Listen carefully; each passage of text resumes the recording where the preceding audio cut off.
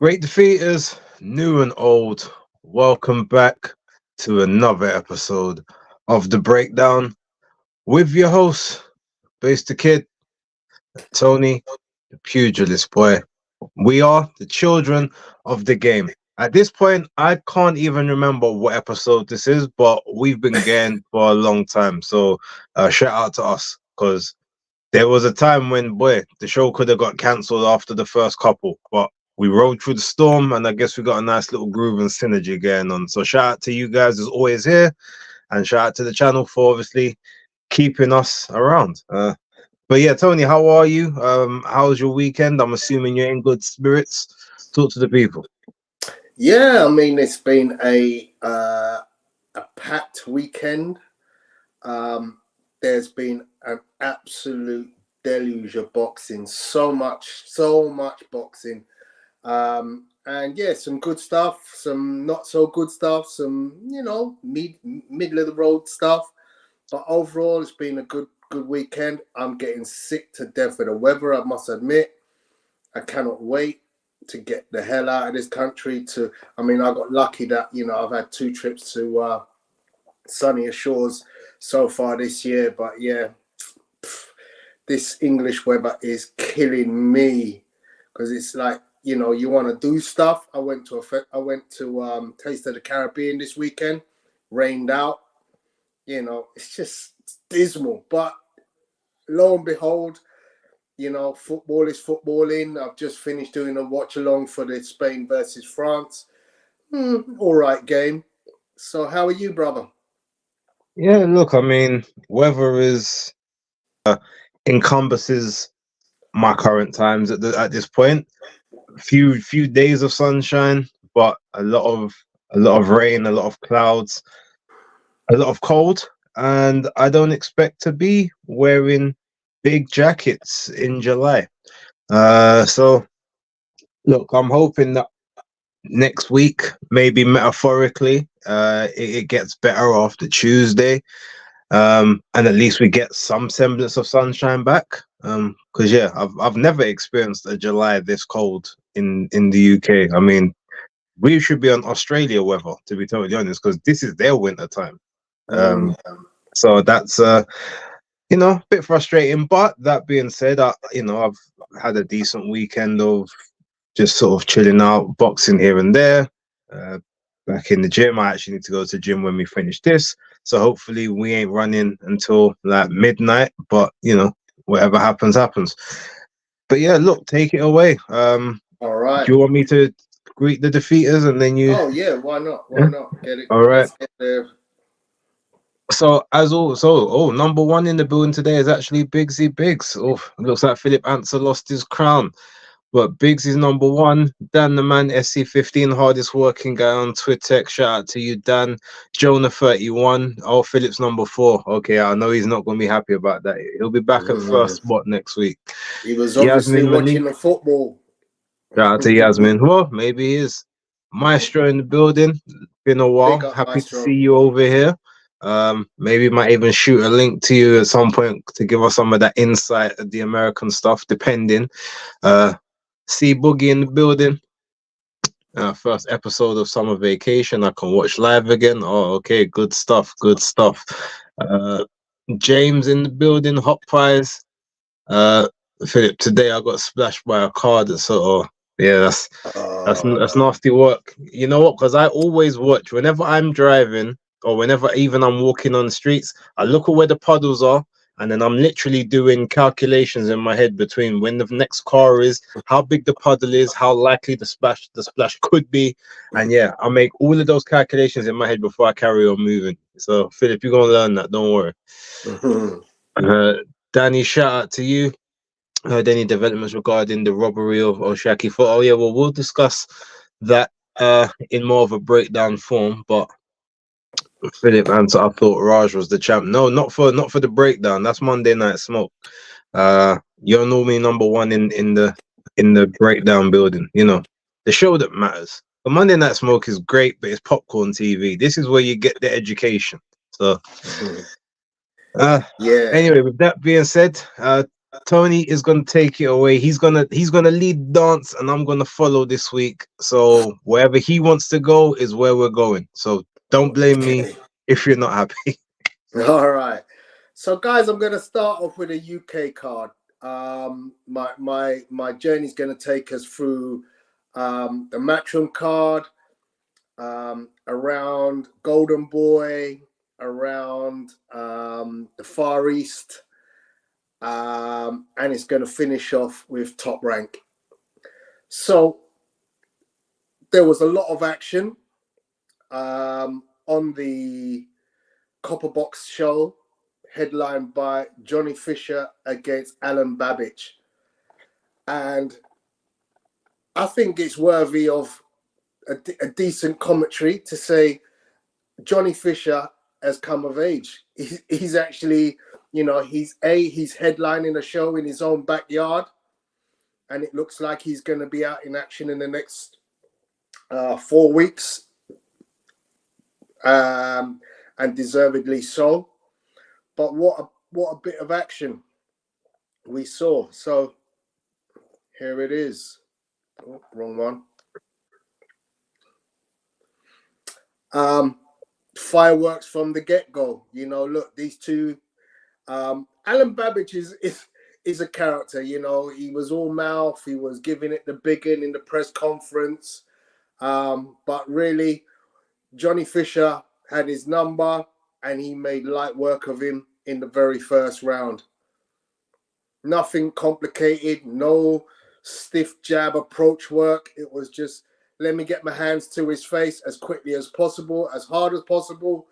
And once he'd done that, he took advantage of his size advantage, because Alan Babbage is, of course, a pumped up bridgerweight.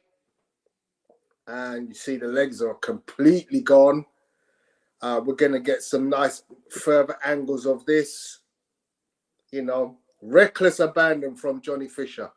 Now, the thing I want to say is Johnny Fisher is doing the hard work. He's doing the graft behind the scenes in the gym that's making him as good as he can be. He's got good people behind him. And I'm not saying that he's about to set the world on fire, but give him another year developing. When some of the big guys have walked away from the sport, Johnny Fisher could very, very easily be in amongst the elites of the game. And that's not to say he's an elite boxer, but he could be up in the top 10, top 5 in world boxing. And I honestly believe the guy's got the belief in himself to do that. Got a little picture here of Johnny working out with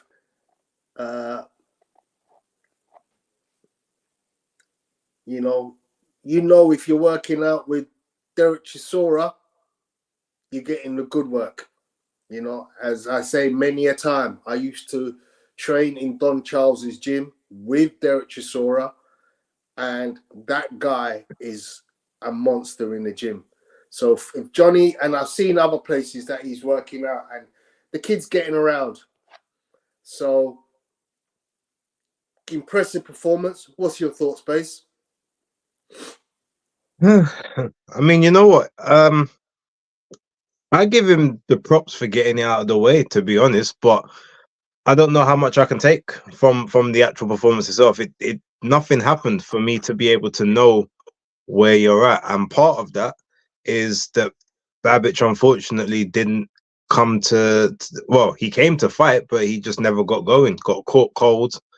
Made the same mistake he made in the Rosansky fight, getting up too early, not allowing his head to clear. Obviously, equilibrium gone, and yeah, Fisher just had an easy night. Now, in terms of momentum, it's a great fight for him. It was a great moment. And the same thing I asked in the press conference: do you almost feel a bit cheated that you went through, this hard, grueling camp to pull something else out of you, and show extra what you've been learning and what you're working on, and it didn't happen. Good thing is he is getting back out next month. He's coming on the 24th of August, so 6 weeks basically from one fight to the other. Very quick turnaround, but perfect. Get back out there. Hopefully they find someone durable. Do you know what? At this point, I don't know. It might be a bit risky, but I would actually like if they put him in there with Konstantin Dobyshenko. You know, never been knocked out. I think he's only ever been dropped once. Very defensively astute, but he's there for you to, I guess, to work on in terms of like your punch selection, movements and stuff. You know, Atama couldn't get him out of there. Matty Harris lost to him, so that may in fact be I think in terms of going in the next fight in August, I think that's the perfect fight. It will get him rounds. It will give him things to work on. It will, you know, and he'll have to sort of think about certain things, because if he's not of the right level, he can get found out and he can get, you know, sort of a hard night's work. I think that would be a perfect test.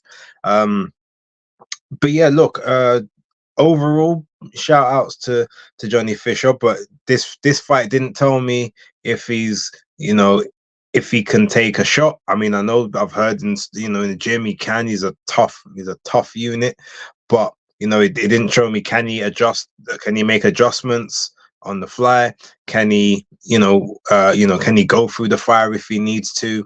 The only thing it did show me is that he can, you know, I guess he can overpower and oversize a much smaller individual, and that's not a criticism to him. But I don't know what I take from this fight. If he does that to someone more his own size, okay, then we've got an understanding of where he can go and, you know, what level of prospect he actually is. But yeah, for now, I still reserve judgment. But one thing I do say about Johnny Fisher, and I've always said it, is I rate the work rate. I rate the connection to the fans that he's got, which is pretty much insane. And just overall, he's a nice guy. That's one of the good things about it. He's just a genuine nice guy. He doesn't look like he's putting on a front at any point. And yeah, however far he goes in boxing, I'll be along for the ride, because like I said, he's a good guy, and he delivers the action and the intrigue that I want. There's just certain things I need to see more of before I know exactly where I can rate him. But yeah, that's my thoughts on it. Cool. Fisher against Richard Torres Jr. Yeah, down the line somewhere. Down the line. Not right now. But yeah, keep up the good work. Right, let's move on, because there's a lot to get in tonight. On the same card, we saw Reece Bellotti against Giles. I've got no footage of this other than a couple of stills, and in fact, I didn't even load the couple. I just loaded that one. I didn't actually watch the fight, Base. So would you mind giving us your rundown on this one? Yeah. So this is one of the few fights I took. I'm not going to say I took a big interest in, but one of the ones that I kind of watched more of. It was essentially a fight of two halves, or maybe actually 2/3, whereby Reece Bellotti just started quick. He just had the control and the momentum kind of from early. Busier puncher, had the angles, was able to, every time he would sort of throw a 2 or 3 punch combination, he managed to slip off to the side to get round the side of Levi Giles to either hold and smother to get the referee to sort of come in and break up, or to try and sort of hit him from those angles. And Giles just kind of he just couldn't really get going until I think about round 6, where he had some big success. I think it was in the 6th round, where he landed a big overhand right, which stopped Reece Bellotti in his tracks actually. But Bellotti, with good powers of recovery, managed to initiate a grapple, a clinch, managed to get his head sort of back clear about a second or so afterwards, sort of hitting in the clinch, making the referee obviously break them up. Then he kind of got back to business. Then round 7, he sort of came back into the fight, round 8 was a little bit similar, but Giles started to find the measure of him from there, started to be able to sort of predict the movement, predict the angles that he was going to try and throw from, counter. And then it's rounds 9. He got more momentum, got back into the fight a lot more dominant. And in the 10th round, he pretty much had Reece Bellotti on, as they say, on Queer Street. He was kind of all over the place, basically just surviving the round. He was still managing to throw enough to stop the referee from maybe looking to jump in. But yeah, he wasn't in a great way by the end of that 10th. Although, luckily he once he did get through there, it was a pretty comprehensive victory for him. But it's, Levi Giles, I think he was 15-1 before that fight, 16 fights and only 4 KOs. So you wouldn't really have expected that. But as we've started seeing as of late, a lot of the time we can't always look at those KO records. Some of these guys hit much harder than we actually think they do. And just for whatever reason, maybe they ain't got the killer instinct to get people out of there. But Reece Bellotti definitely felt a few of those punches, and maybe he took liberties thinking, oh well, I can take these punches because he's only got 4 KOs, and maybe he just helped and opened himself up to certain things. But in terms of the card itself, it was probably the best fight overall, I'd say. But yeah, would you say that the scorecards were quite wide compared to what you saw? From what again, I wasn't scoring it, so I won't. I won't necessarily say that they were incorrect, but from what I saw, they looked. When I heard, I think it was like 98, 92, sort of those kind of scorecards. 99, 90. They were 118, 1 because it was 12 rounds. Oh yeah, 118, 110, 110, 117, 110. Yeah. So the 117 is someone obviously did a 10-8 round in the last round. Look, to me they were actually fine, because if you look at the first part of the fight, again, Giles was walking forward a lot of the time, just wasn't really throwing much. He wasn't landing. He was getting outworked and just sort of not beaten up, but he was just getting out hustled in the whole first half of the fight. It's only in the second half where he started to have more success, and it's only really, like I said, I think it was the 6th or the 7th round, then like the 11th and the 12th. So yeah, I haven't got any issue with those scorecards. Cool. Okay, so we shall move on very briefly again to Maisie Rose Courtney against Zapatosnia. A fight that Zapatosnia was able to get the decision on. What were your thoughts on that one? Quickly, why are you just saying the away fighter's surname and not their first name, like the others, like the home fighter? I'm not Jasmina, because I didn't remember it off the top of my head. I was loading it up as I was looking. Okay. Look, this fight, obviously I picked Maisie Rose to win the fight, primarily just because I felt she'd been in the ring with better opposition. Jasmina's first fight against an opponent with an actual winning record was the Shannon Ryan fight, and obviously first fight she lost. And I thought, even though it was a fun fight and competitive in parts, I thought it was a very clear loss. So I felt like that was sort of the level where I was going to leave her. But in this fight, she employed totally different tactics. Whereas the Shannon Ryan fight, she tried to be on the front foot, holding center of ring and basically getting caught, countered and pushed back at times. On this one, she boxed the entire fight off the back foot, which is not something that I've particularly seen her do before, especially with the other fights that I've seen of hers. So look, she every time that Maisie Rose she just walking forward, very little head movement, was just getting the jab popped in her face from round 1 basically to maybe round 6 or 7. Not being able to cut off the ring, not throwing straight punches. Jasmina's punches were much straighter. She was able to keep the distance with her 1-2s. With Maisie was trying to go for hooks and trying to throw extra power into the shots, but by doing that, she was she was closing the distance that she not the distance she was expanding the distance that she had to travel rather than trying to sort of time Jasmina. And yeah, had she started to get success in the second half of the fight just by bully boy tactics, like forgetting trying to just box with her, literally just almost trying to bulldoze her into the ropes and throw caution to the wind. But even then, she was getting caught in a lot of those exchanges as well.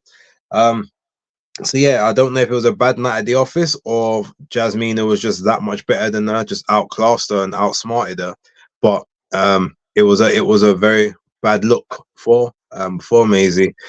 And I guess we'll see where she goes. But congratulations to Jasmina. Now got that WBA international title at 112. See if she can parlay that into something moving forward. Maybe a rematch with Maisie Rose. Maybe a rematch with Shannon Ryan. Maybe she can get out one of the other fights. Maybe she can get the Chloe Watson fight that that Maisie Rose was looking for that European title.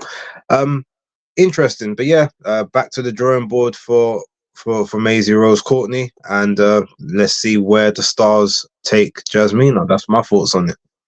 Cool. Okay, so unless you want to say anything about any of the others, I'm just going to briefly go through the other results. Jimmy Sains got a TKO win over Damien Lecoudre in the 5th round of a 6-round fight at middleweight. Looked quite impressive, very heavy-handed Jimmy Sains.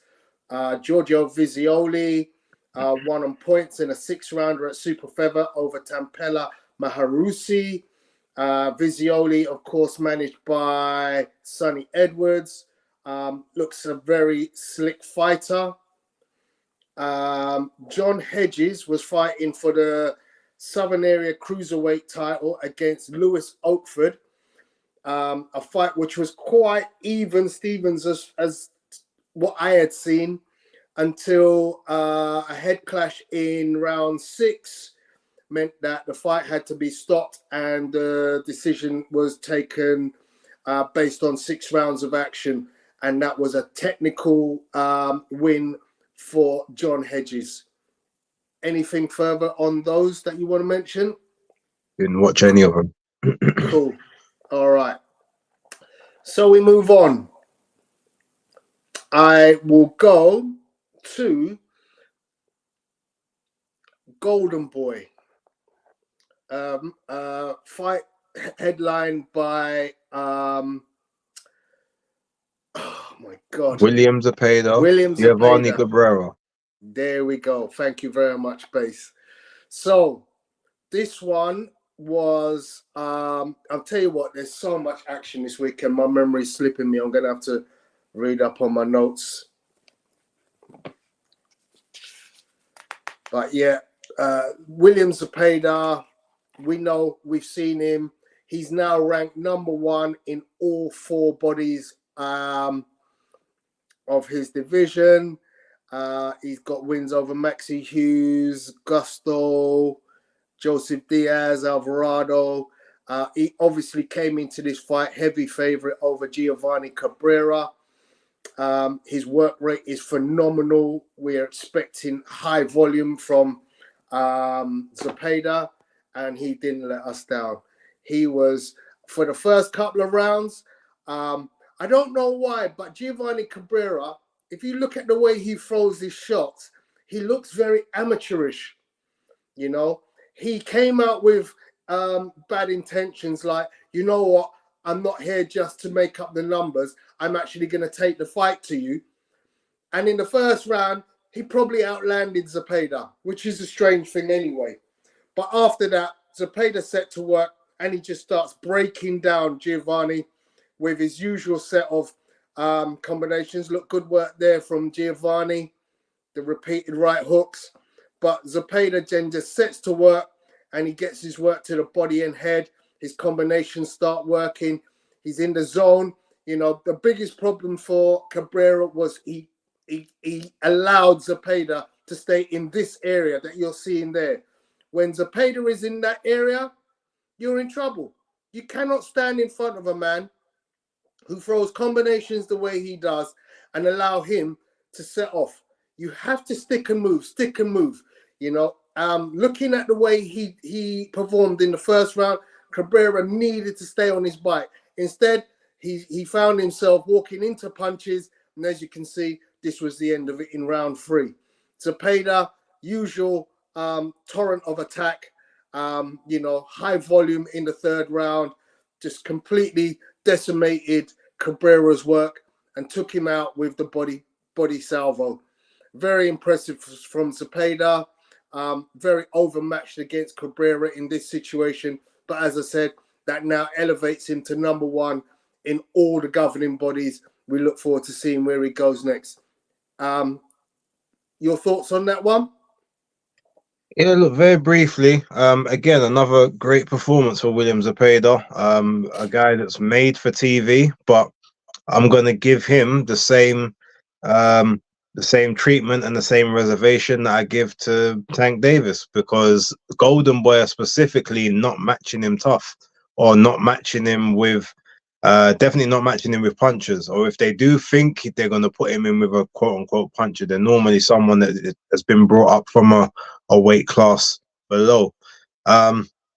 So, you know, now that he is that number 1 spot across the board, there's no real he doesn't have any excuses. There's no more learning to do on the job. Like, you are number 1. Take your shots now. You know, from what I've heard, he's going the WBO route, which is, funny enough, the route I said I bet they would go, because it's the easiest route to the title. Not easy, but the easiest out of those, you know, the people in the championship positions. But now is time we get to see, all right, how you look against other world-class fighters. Like, are you world-class, or are you just a very good pressure fighter? This is where we'll start to get that separation. So his style, I know, will be a nightmare for most, but funnily enough, I think his style actually is the easiest style for someone like Tank Davis to match against, because because there's too many opportunities for counters. His defense has gotten a bit better, but he does basically use his offense like defense. So even as we saw there's several times Cabrera was hitting him clean on the exit. And if Cabrera had any you know, more power, or at least a bit better technique, that could have been a very interesting to find, you know, whether he could have actually taken those shots full-blooded. But again, like I said, because he hasn't, you know, he's not technically been at world level just yet, I'm reserving judgment. But one thing I will say is, same as Tank, to be honest, same as, even to a lesser extent, Ryan Garcia, at least these guys they're fun to watch. You very rarely are going to get boring stinkers from them. So for that moment alone, I give him a bit of grace, but it is time to step it up right now. Yeah, agreed. No one fights on that card took any interest, literally, unless you can think of any other fights on that card. But that was a, you know, the only fight I still haven't watched it yet, but I actually will watch it this week, is the Ricardo Sandoval fight, because I like watching Sandoval fight. Okay. I'm hearing that there was a bit of a controversial stoppage in that fight, so I have to watch that and sort of see what I think. But yeah, other than that, I didn't watch anything else, nor will I be rewatching anything else on that. Cool. So Sandoval won against Angel Acosta, 10th round stoppage. Acosta was counted out on his feet. Right. Is Isaac Cruz overrated now that Zepeda stopped Cabrera? No, Isaac Cruz is not overrated. He's a tough ask for anybody. I don't think it's, just because Zepeda, took out Cabrera, that Isaac Cruz is his game needs to be diminished. He's performed well in other fights. Right, so let's move up. Big up to Lee Cuxton in the place. Long time no see, Lee. Get yourself down the gym. See you Thursday. Right. We move on. So I'm going to take us to a very quick one. Was Kermel Moton was on a card headlined by Nate Diaz versus Jorge Masvidal. Jorge Masvidal, yeah. Game bred. I had no interest in the main event. As far as I'm concerned, two ex-MMA fighters fighting it out. I don't know the result. I'm not interested in the result. However, there were some boxers on the undercard. As I said, namely Kermel Moton. So we're going to see a little bit of the lad. He was 3-0 or 4-0 before this. At his young, tender age, he was fighting a guy much older than himself, and he handled him with great aplomb. You know how I do like to look at a young prospect. Well, this kid is definitely a prospect. He totally destroyed his opposition in 2 rounds. You can see the similarities between him and Gervonta Tank Davis. Also on the undercard of that was Danny Jacobs was fighting Shane Mosley Jr. All I know is Shane Mosley Jr. got the decision. I do believe I've seen possibly the last rungs of Danny Jacobs as a legitimate contender, and I wouldn't be surprised if we don't see Danny Jacobs again. I think if he's looked after himself financially, then there's no reason for him to be a gatekeeper. He can walk away from the sport with his head held high, having achieved great victories and won titles in the game. Any thoughts on that? No, I didn't watch. I saw 1 or 2 rounds of the Danny Jacobs fight, but I didn't see the card. Although I will actually watch it because I've got a link to watch it. And from what I heard, the main event was very entertaining. Limited, but very entertaining. So remember, I'm a casual. I'm quite happy to watch that stuff. The Ryan Garcia, his brother was in a fight that looked very busy. There was a lot of punches thrown. His brother ultimately succumbed to the barrage from the opposition. I can't remember the kid's name. Yeah, I heard Sean Garcia got starched. So yeah, I definitely have to watch it just to see that. Yeah, so I have seen that. But as I said, it's not anything that we should spend any time on because we've got loads more to do. Right, so from there, I will take us all the way over to Tokyo. The Sunday morning, there was a card which pitted Kazuma Ioka against, what's his first name? Help me base up. Fernando Martinez from Argentina, hence the blue and white hair. Or it might be blue and yellow because he's a Boca Juniors fan. But anyway, this was high volume. This was high volume stuff. I mean, literally, this was 12 rounds of like just non-stop punching almost. The punch stats were ridiculous. And when I say the punch stats, the average punches per round thrown by Martinez were between 88 and 103. Kazuta Ioka, his output was outdone by Martinez, as you saw with that flurry just now. You know, normally Ioka is the guy whose volume is overcoming his opponents, but on this situation, Fernando was in the zone and he was able to just literally tee off on Ioka And because of the fact that he wasn't slowing down with the pace of the shots, it was literally a case of, as I've written here, hard work beats talent, because it was simply, I'm not going to get outworked. So punch stats showed that Martinez was throwing between 88 and 103 punches per round compared to Ioka's 50 to 87. So, and their punch connections were of a similar percentage. So clearly, Martinez was going to be the winner. And in this situation, I had him 1, 2, 3, 4, 5, 6, 7, 8 rounds out of 12. It was a very entertaining fight because Ioka never got hurt at any point, not that I saw. But it was just constant work. Ioka tried to make changes. You know, he had his rounds, namely round 5,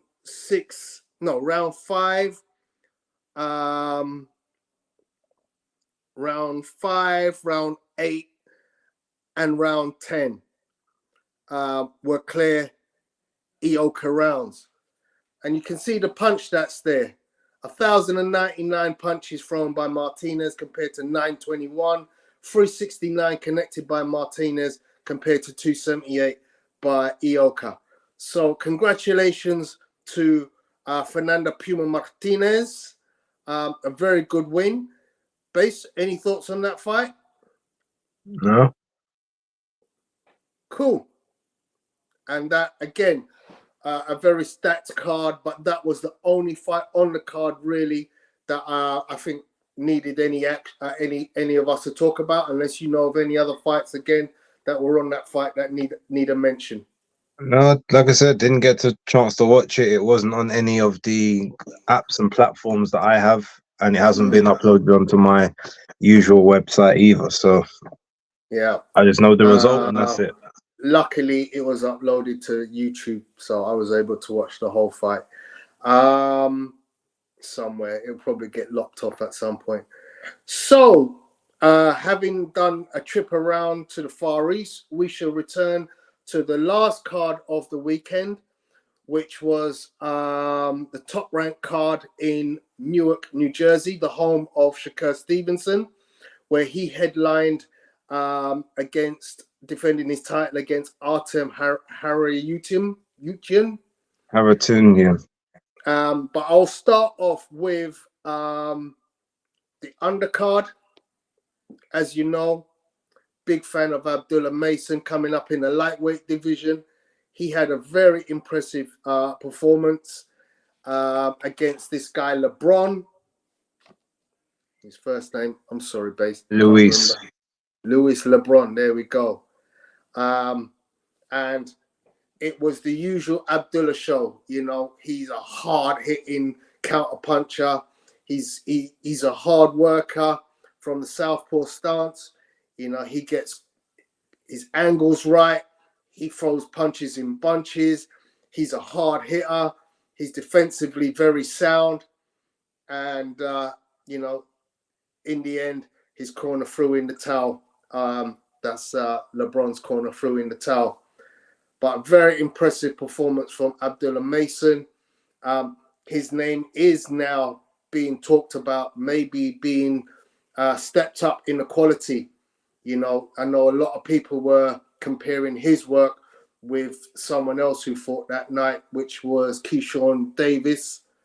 You know, look, I like this kid. I like this kid a lot. I think he's got, you know, the skills to pay bills. He's filling up very nicely. You know, I can see that his musculature is getting much bigger than when I first started watching him. So he's you know, he's a hard worker, and you know, with his style of boxing, you know, he's got a following, and I'm definitely one of the followers. Did you have any thoughts on this fight? Yeah, big up Kamel. Big up to Abdullah Mason. So he's as you would say, he's a very precocious talent. I've given my slight critiques on another platform as to just things that I want him to to make sure that he doesn't fall into a bad habit of, and a lot of that is not getting his hands up to actually like block, using his footwork a lot of time to get him out of the way. But that does obviously cause him to get caught with shots. But that being said, I mean, it's a good thing in the sense that at least we know that he can kind of take a punch. And sometimes I guess maybe you give your opposition the chance to open up, which then gives you the opportunities that you need to be able to, you know, sort of get to work, which is something he does. Excellent footwork, excellent movement, very good at cutting off the ring. Southpaws are just notoriously nasty to deal with anyway, but technique, God-given punch power. He never looks like he's forcing a shot, but every time he throws a shot, he gets a reaction. He's one of the good ones of the new crop. And as I said before, as long as he stays on the straight and narrow, which from everything I've heard is something that he will be doing. He's literally just a gym rat. That's all he does. So if that is the case, I've said it's scary how good he can become if he keeps on that road. I mean, we could be looking at another Floyd, not in terms of style, but just in terms of, you know, like success and how the career navigated, especially the first half. So if, you know, when people say, "Oh, everyone's trying to emulate Floyd," well, he definitely is going after the pretty boy side as opposed to the money right now. And long may it continue. Yeah, always got time for Abdullah Mason, and I've been trying to reach out to him to see if I can get him to come on this show at some point, or my one. So I'll continue to do that, and I will let everyone know where I get to with that venture. Okay, we've got a few comments. Let's see if there's anything that anybody needs to see. Cremel slow motion. You don't like him taking it, Philip. Sean Garcia wasn't fighting fit shape. Yeah, that's correct.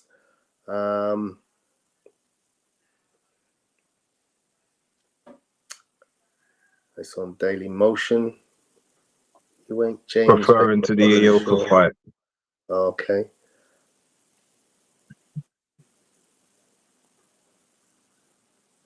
Star Fox, is that Floyd's new protege? Yeah, that is.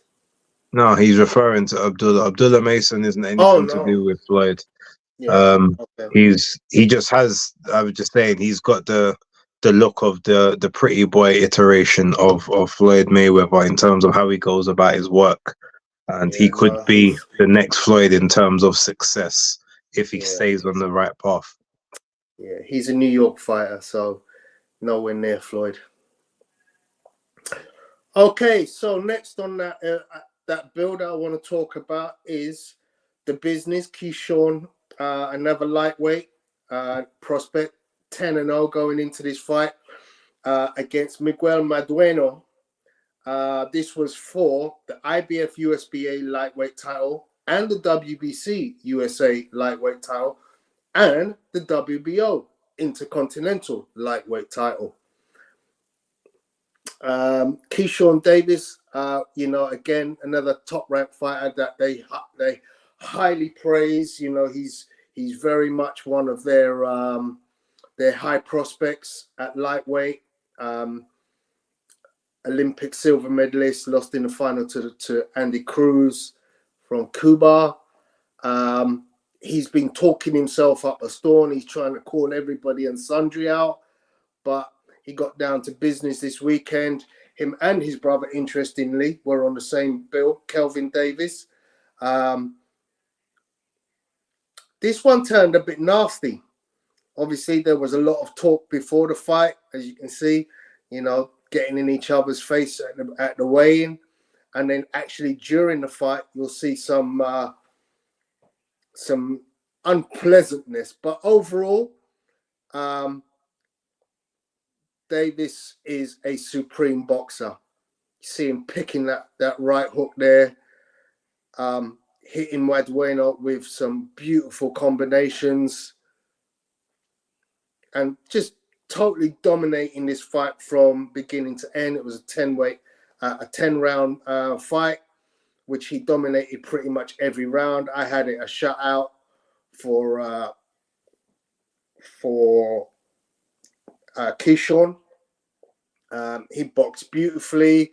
As you've seen, he's doing the Lomachenko Matador act there against Madueno. It did get a bit nasty, as I said. It ended up, you're going to see in a second, hand shoved in the face. Referee takes a box in the face from Madueno. And then, yeah, Keyshawn gets lifted up and it ends up being a bit of a wrestling match between the two. But overall, the quality work was by the businessman. Keyshawn takes his record to 11-0.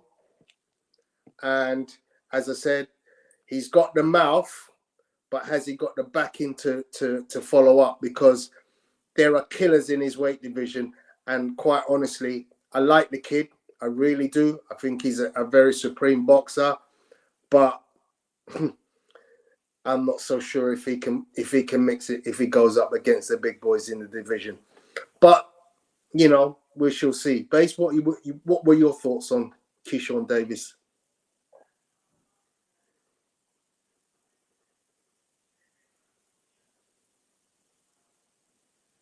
Apologies. Yeah, look, it was an interesting fight. It was entertaining. Madueno's got as I said before, he's either got a superior chin or Keyshawn just isn't really that heavy-handed. Also, we have to remember, even like yes, he's 10-0, but with one no contest as well. So it's not like he'd only had 10 fights. There is a little bit extra in terms of the experience that he has had in the pro ranks.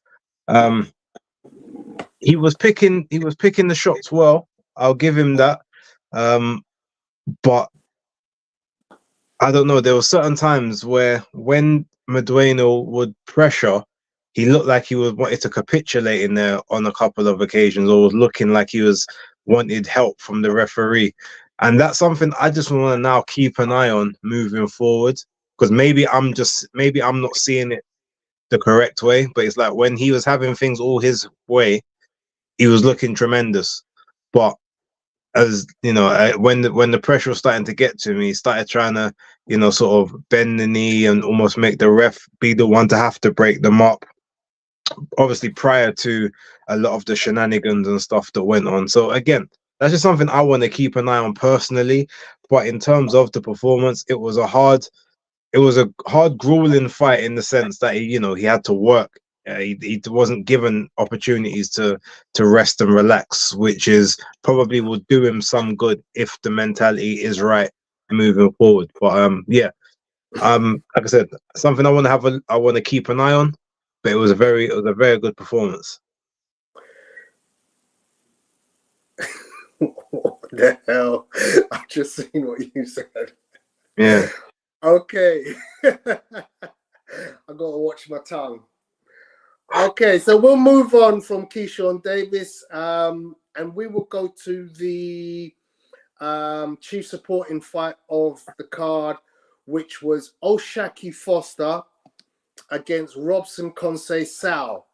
Oshaki 22-2 up against Robson Conceição on his fourth attempt to win a world title at super featherweight for Oshaki's WBC strap. Yeah, let me get the stuff up on screen. Where are you? Okay, so this fight is full of controversy. There was nothing that indicated that we would have anything like this before the fight. As you can see, the stats before they got in the ring.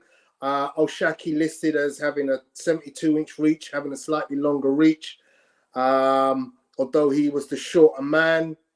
But not a great deal of action to show you. But what you do see is when Robson Conceição throws punches, very often they hit gloves. Oshaki Foster was very good defensively in this fight, to the point that although Robson Conceição threw far more punches through the 12 rounds, the punch connection percentage was massively different. So in this particular fight, Oshaki was outlanding Robson Conceição. The total punches thrown by Oshaki was 435 compared to 698 by Robson Conceição. However, Oshaki landed 109 in comparison to 76 by Robson Conceição. Now you're going to think, well, you know, maybe box rec figures are wrong. No, I don't think they were, because it was very clear to me watching this that Oshaki was very careful, that he didn't need to run away from punches because he was very sound defensively. You know, he was able to ride a lot of shots. When Conceição comes in, he's coming in with a lot of wide shots.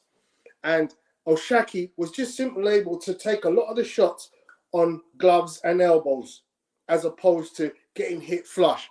Whereas when Oshaki was throwing his punches, he was far more accurate and far more hurtful with his shots.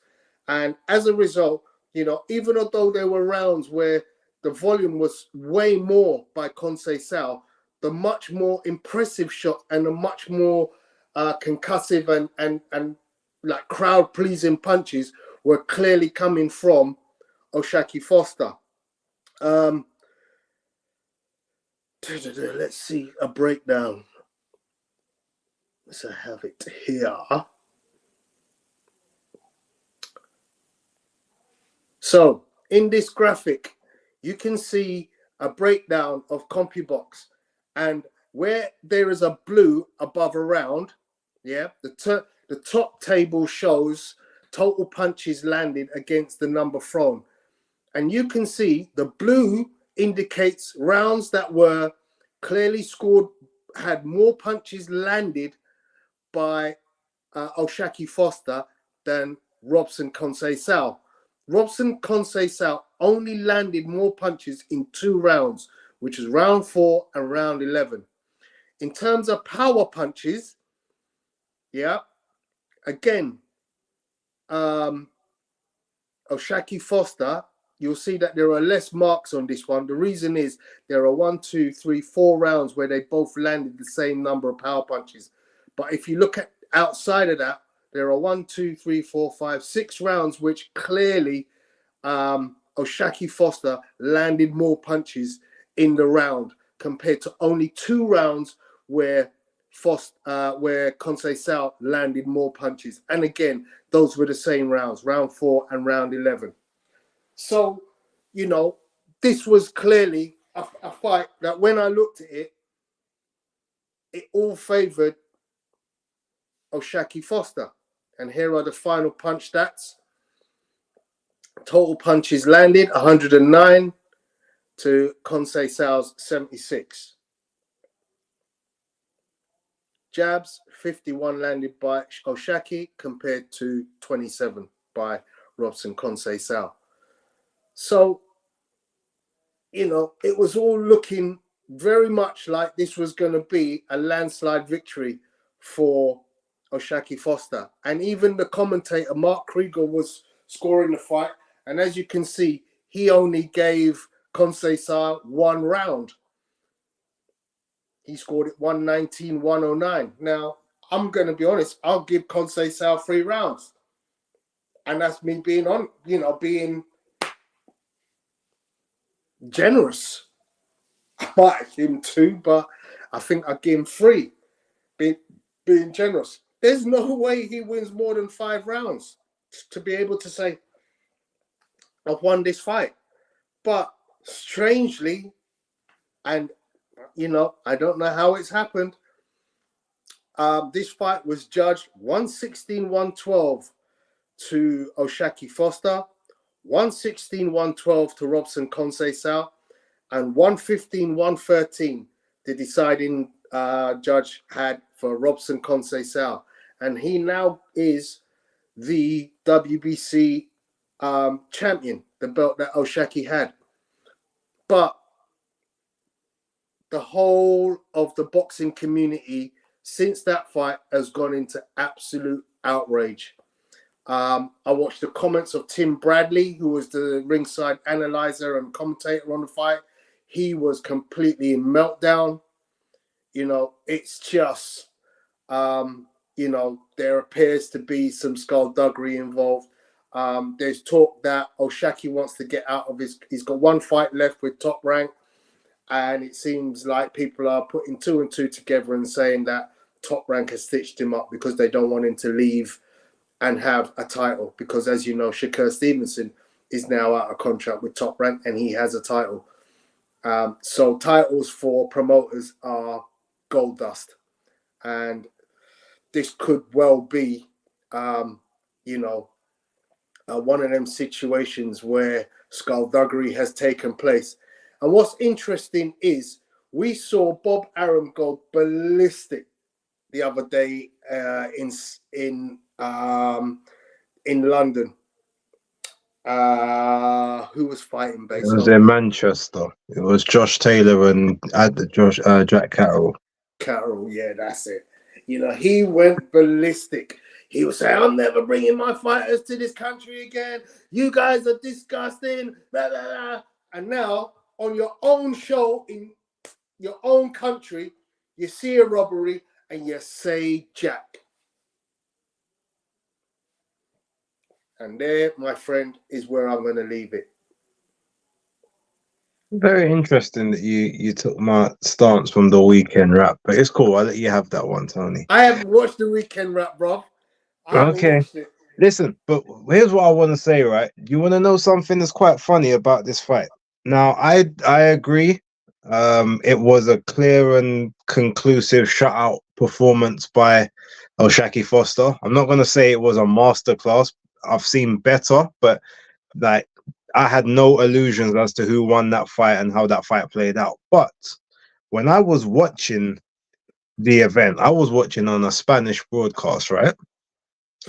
And when I got to that fight, the person, the Spanish analyst who was giving their scorecard, I believe, had the fight either a draw at the end of the 12, or they had it 7-5 to O'Shaki Foster. When I was looking at their scorecard, they was giving Robson Conceição loads of rounds, especially in the middle of the fight. I was like, wait, so am I seeing something that am I seeing something different to what everyone else is saying? Because a lot of people said, "Oh, robbery," but then you've got the judges that have said this. Now I'm watching this thing back after the fact, and you've got this, this Spanish analyst saying that this is how they've got it scored. Is this fight closer than what I thought it was? But I've come to the conclusion that whomever that was on that broadcast doesn't know how to score a fight, or they just like the fact that Robson Conceição was the one coming forward and trying to bring the action and the pressure, whereas obviously O'Shaki Foster for the most part stayed more on the back foot, counter punching, pot shotting, and just looking and waiting for his opportunities. And maybe this same person was scoring punches thrown as opposed to punches landed. Because some inexperienced people do that. They see a lot of the flash and think, oh, like you're actually getting through and whatnot, when in actual fact, everything is comfortable, which is one of the reasons that I know that the team of Ray Ford were like, look, you can't be sitting in the pocket just like taking the shots on the gloves because they gonna think he's getting through. And ultimately, they were proved right, even though, again, that was another poor decision. But yeah, this one definitely to me was on the robbery stakes. Obviously, poor Shaki Foster, like he didn't know what to think after the fight. He was in total shock, and I don't blame him. I've never seen a reaction like that from someone after a fight that thought that they had won clearly. And I felt bad because that was worse than the Montreal screw job from 1997. Anyone, if you know, you know. So yeah, unfortunate. He said, look, he wants the rematch. But even it's funny because who was it? It was Mark Kriegel that was when in the ring. He said, "Well, and you got one fight left in your deal. I don't know if you're gonna get that rematch, but what do you kind of want to do?" And the Shaki's like, "I want the rematch. Like, I can't let this injustice stand." But at the moment, we see that the WBC have stated that they are investigating this one after all of the outcry online of the situation. So they may, in fact, order a rematch. They may, as you know, they've had carte blanche before to make fights no contests if they felt corruption was at hand. So maybe he might get lucky. He may not. This may not stay as a loss on the record. Um, but yeah, at the moment, Robson Conceição wins a world title on his fourth attempt. Um, it's just a shame that of all of the attempts that he's actually had, this is the one where he comprehensively lost the worst. All the others were much closer than this, and and there's a couple where you could say he got, jobbed on the cards or didn't get the advantage that he maybe should have. Well, yeah, they paid that back to him, fourfold in this case. Unfortunate. Very sorry for Shaki, but the world saw what happened, and the world knows he didn't lose that fight. So it is what it is. Yeah, indeed. So, comment here from Philip Ansar. Maybe this would have never happened if he had signed with Matchroom, because I swear after the Rocky Hernandez fight, he was a free agent and could have signed to Matchroom, but he went back to Top Rank. Not went back, he went too. And Philip is absolutely right. He was a free agent. He didn't have a conch. I think the major issue at the time was Matchroom. The only fight Matchroom really had for him was Joe Cordina, but that fight couldn't be made at the time. And I think he just wanted. I think Top Rank came in with a deal which basically got him back onto a fight date quicker. And obviously had him, secured him for, I think it was like a 4-fight deal. And obviously because they're on ESPN, very, large network in the US, he probably just thought, you know what, it's that, they've given me the deal, they've given me the offer. Matchroom sort of didn't give me the offer. I'll take what I'm given. And unfortunately, that became the wrong move, because even in the Abraham Nova fight, they tried their best to kind of job him on the scorecards on that one. If it wasn't for the knockdown, he may have ended up losing the belt there. But yeah, it's unfortunate. The one thing that I and this isn't as bad, but again, a lot of the time, people with dreads and stuff, I always feel like they get a raw deal on scorecards, because you can't stop the big, the hair swinging. If you make a sharp turn, you avoid a shot. If the hair is swinging, he's got it tied up. If it's moving around erratically, it looks worse. And maybe it looks like a shot connected when it didn't. I feel that fighters like that, unless they get the stoppage, they're always going to be in problems, because the perception is that they're getting hit even when they're not. We've just said the same thing about Craig Richards how many times, especially when he used to forget to tie his hair up. So yeah, it's that could be a factor as well. But in this one, I'd just like to put it down to incompetence. It was a incompetent judging. I'd like to think that there wasn't any shenanigans going on, but you can never rule it out. But yeah, feel for him. Hope he gets it back. Hope he gets justice. Cool. Danny says, I suspect foul play. Okay, he wouldn't be the only one.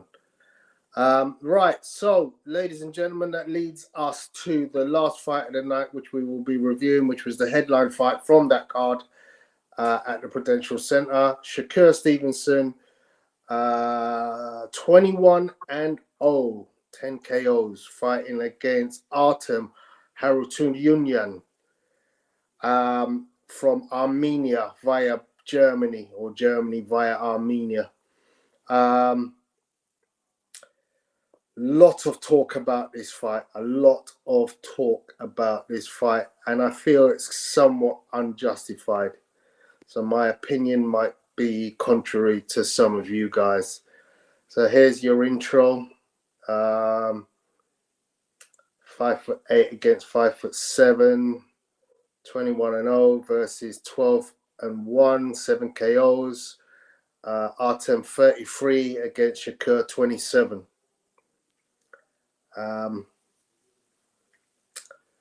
To say he was smiling because he got the crack at the title and he was on the big stage, I think he was very much in his element. He was enjoying himself during the pre-fight. This was not the fight that obviously a lot of people wanted to see, but it is what it was, and we get it. And look, Artem came out and he stuck it on Shakur. He wanted to make a name for himself. He tried his very best. Came out with a bit of gusto. As you can see, he's letting the hands go.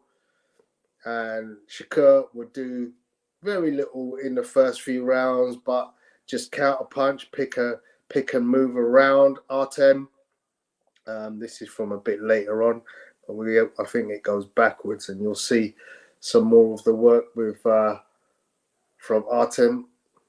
What you see that I think a lot of people are not really picking up is Shakur Stevenson makes very little backward movement with his feet. Yeah, he might move his back foot backwards one step, but move straight back into zone. He's happy to sit right in front of Artem and take Artem's shot and do his work. However, Shakur Stevenson apparently bored certain people. He's got a lot of flack for the performance. He doesn't set down on a lot of the shots, so he's hitting Artem. You can see he's clearly landing, but he's not putting full venom into the shots. But look, he doesn't step back. He just simply moves his head. He's constantly walking forward. He's basically so good defensively that he doesn't take risks. He's very risk averse. But the thing that I think a lot of people have got on his case about being a negative fighter or not having any power, he sets down on his punches, but he just doesn't have huge power. He's not a knockout artist like Gervonta Tank Davis. Again, listening around the boxing community after this fight, as I said, a lot of condemnation of his performance. People saying, well, he wouldn't be able to last with Tank. I don't think Tank hits him that often, if I'm being honest. I think Shakur has the ability to just basically put a clinic on Tank Davis. I love Tank. Last week or the week before, I was saying that Tank is the one. He is, the master with the glow, like Bruce Leroy. I love Tank that much. But I ain't going to say that Shakur is a scrub because he goes the distance with a journeyman. I think the guy has got some unbelievable skills. He would spoil the night for Tank, potentially. I think it's a great matchup. I know, he wants to fight Lomachenko, but Lomachenko says, no, go and fight Tank. And then come see me. The winner of that, come and see me after that. And Lomachenko, in my estimation, based on his resume, is fully entitled to say that. but I think Shakur is a little bit underrated. And for people to walk out of that performance just didn't make no sense, because I don't think it was a terrible boxing display from Shakur. I was actually very impressed throughout the fight. Yes, I'd like to do a couple of changes to some of his game so that he can try and become more offensive minded and you know, try and get people like that out. I've actually written down what I'd like to see him do. I like to see him turn up the gas more in certain fights. I like to see him throw more combinations with more punches. He already throws good 3-4 punch combinations. I want to see him try 4-5 punch combinations. You know, I want to see him step on a guy, put him in a corner, and unleash hell on a guy and see if he could take him out. Of course, that could come at a penalty if you exhaust your engine and you're not able to continue. But I do want to see that. I want to see him step on the gas in that kind of way. I want to see him cut corners more. I want him to close fighters down more. He does give you an obvious out. You know, he'll hit you and then let you just wander around, you know, and then take his time and come back in and do the next bit of work and beat you. And then he'll do the next bit and do the next bit. But what I would like to see him do is use footwork to be able to position his fighters into places where they can't escape. And then he can just tee off at his leisure and put more pain and agony to them. I'm going to quote Tim Bradley. The entertain me fans ain't going to be at the hospital if he turns into a slugger and ends up with brain damage. Yeah? So those guys that want, you know, blood and guts, yeah, it's all very well. It is. It's entertaining. We love that. But at the end of the day, this guy is an ultimate boxer. He's a boxer. He's not a boxer puncher. He's a boxer. Yeah. His job is go in, hit the guy, and don't get hit. And as a result of his style of boxing, it is liked by some, it is derided by others. Me personally, I can admire that style of boxing. And you know, I will look at him and go, you know what? If you win 11 out of 12 rounds, that's job done. And if you continue doing that for the rest of your career, who am I to moan? One of my favorite fighters, Pernell Whitaker, feather-fisted lightweight. Feather-fisted lightweight. But superbly entertaining. Again, you know, he barely got hit in any of his fights. Beat the brakes out of Oscar De La Hoya. Don't know how De La Hoya got, you know, anywhere near him. But that's the nature of the game. And that's my feelings on Shakur Stevenson. Base, over to you. All right, look, very similar to you. I'm not going to poo-poo the performance as a whole. I haven't watched the entire fight, like from start to finish. I was watching it, but I was also doing other things. I wasn't paying that much attention. What I did see, and obviously this is again after the fact, so I know the result, I know the score. There's no real reason for me to sort of be given a critical eye at that particular moment. But the first 8 rounds of the fight, I think he was doing things the right way. As you said, there was very rare back steps. He was, you know, stepping forward. He was trying to press the action. He was trying to find punches in between the spots in the action. The issue, I think, became when Artem then decided, okay, I'm gonna have to move, try and find ways to either survive, or I'm going to have to try and find openings, and I can only do that by moving, basically. I've got to maybe get you frustrated, get you to come to me to maybe walk onto something. That may have been the way that he was looking in terms of this. Now, unfortunately, we had a fight where neither guy is a big puncher, neither guy is a volume puncher, and neither guy primarily is a front foot boxer or a front foot puncher. So when you look at that, unfortunately, after 8 rounds of near dominance and brilliance, there was no impetus, or there was no way to switch up the game plan, to change things. Hence why we heard Shakur in his corner several times. He don't want to engage. I don't know, like, I don't know what to do. He's not, I can't get him out of there. I'm trying, and he's not giving me anything. Like, well, sometimes it's not about what someone gives you, it's about what you take.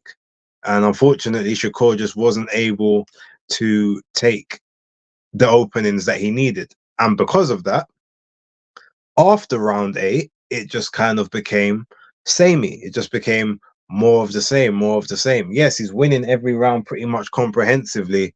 The 116, 112 scorecard, I don't know where the guy got that one from, but the others were, they were fine. But ultimately, it's just he didn't change anything up. He didn't even decide to say, you know what? This guy probably doesn't even hit that hard. I'm going to even open up myself. I'm going to give him opportunities. I'm going to give, the same way that I was talking about Abdullah Mason, giving them opportunities, which maybe allows them to open up to get his shots off. Shakur strategically maybe should have thought, all right, I'm going to let him hit me a couple of times, or get close enough to it, so maybe I can then break him down a different way. I can change this fight, because it was just a one note thing.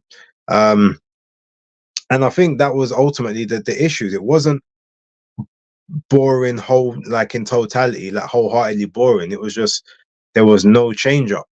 And people, if you've got two people that are very economic with their boxing, you don't want 12 rounds of that. So that was a poor style matchup. And to be honest, I said when the fight was made, Top Rank are not doing him any favors whatsoever, especially after the De Los Santos fight, because this fight is not gonna be an exciting fight. It can't be, because of how these two match up. Yes, that was just basically what happened. Him staying in and around the pocket was great, but again, put some more mustard on the shots. Then make a statement. Like, you can, okay, break him down for 4 rounds, but then put some mustard in to those shots, rounds 5, 6, 7. Like, get him out of you've got the ability. Frank Martin, who is limited as hell, managed to drop him once in the fight. Someone that's probably hit him a lot more than Frank Martin did, was able to sit in the pocket a lot more, should have been able to at least make that fight a lot more entertaining than you did. And I think that's the major criticism. He's not wholeheartedly a boring fighter, because he's had fun, he's had good fights before, but he unfortunately is the kind of person that can't adapt his style to the person in front of him. And he's always going to need either a straight boxer puncher that's prepared to try and take opportunities, to give him the opportunities, or he's going to have to fight pressure fighters who are going to obviously stay and always trying to throw, which gives him countering opportunities. But then the problem becomes, does the pressure eventually overwhelm you? That's what we're going to have to sort of see down the line. But yeah, look, the performance itself, I don't have any issues with in terms of comprehensively he won, but he is levels above Artem Haratunian. Maybe now, hopefully, he can get the fights that he's been calling for to prove how good he is. But any more fights like this, fights with people that have those kind of styles, they're not going to be worth watching, because we're going to see the same thing over and over again. And he now goes into free agency with a very, very low stock and value. I mean, maybe it's probably lower than it was in the De Los Santos fight, because he wasn't talking super spicy with De Los Santos. He was talking super spicy before this one, and that was also alienating fans as well. So yeah, promoters may not be as keen to pick him up. High wage demands, low entertainment value. It's not a great combination.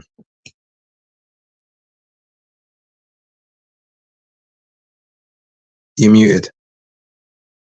Quote just came up from Shakur. It says, people are blessed with different ability. Gervonta Tank Davis is blessed with the ability that if he cracks you 9 times out of 10, you're going to go down. I'm blessed with amazing eyes. I can see punches coming my way and get away from them. They probably are judging me from a scale of him. At the end of the day, he's a great fighter. He's a special fighter, but I'm special in my own way, in my own right too. True. As I said, and as Base has alluded to, we can see room for improvement, but that's not to take away from his supreme talent. Hey, it is what it is.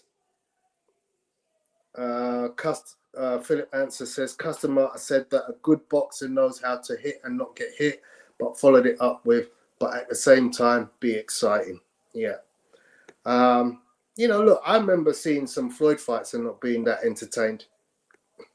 So, you know, we all, at the end of the day, appreciate how good a boxer Floyd is.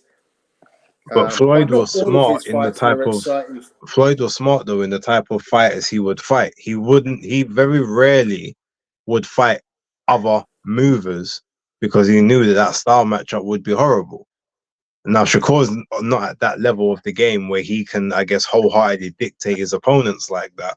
But him and his team need to be doing work, road work and groundwork on every opponent moving forward and making sure that they've got a style that at least complements his if he can't adapt it. Cool. All right, ladies and gentlemen, we've come to the end of our show. Hopefully you've been pleased with the content.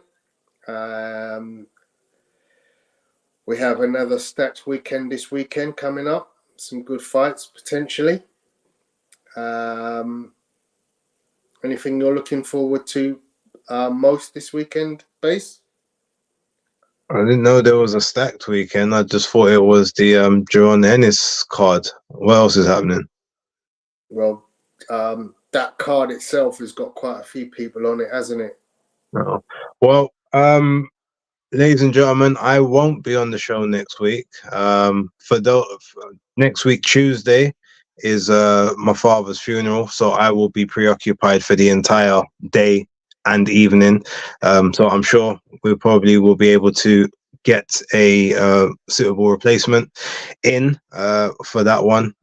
I doubt it will be Dani, as I think he will also be in attendance for part of it. But yes, we'll give you further information on that one as and when we get it. We will give you the heads up. Potentially it may move days, but chances are it will stay on the same day. Tony may have to take the reins solo on that one. But yeah, I mean, I will be watching the boxing itself, and depending on what time I manage to get home, if the show is still on, I can definitely pop in and contribute to whatever. But yeah, pretty much nothing else to say. Good weekend coming up, so hopefully we'll see basically what takes place. Cool. Thank you very much, Base. All the best for next Tuesday. Hope everything goes well for yourself, as well as can be expected anyway. And yeah, as Base said, we'll sort something out for Tuesday. We'll keep you informed. Look out for notifications on Monday Night Smoke. So from me and from Base, it's goodbye. Salute. Salute everyone.